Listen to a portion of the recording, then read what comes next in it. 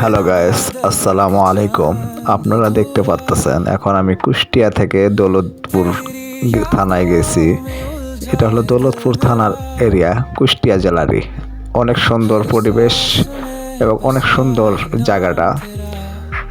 কুষ্টিয়া থেকে 42 কিলোমিটার দূরে দৌলতপুর থানা। এখান থেকে আপনারা আবার পাবেন আল্লাহর দরগা থেকে ভেড়ামারি, কুষ্টিয়া ভেড়ামারির থেকে আপনারা কুষ্টিয়া আসতে পারবেন। এটা হলো শর্টকাট রাস্তা।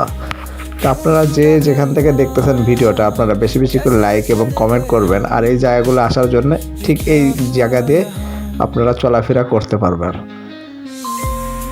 বুঝাতে পারছি ভাই? আপনারা বেশি বেশি করে লাইক দিবেন, বেশি বেশি করে কমেন্ট করবেন।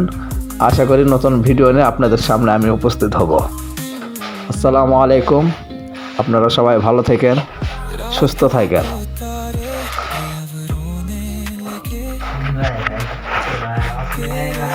আর বেশি বেশি করে আপনারা যত শেয়ার কমেন্ট করবেন, আমি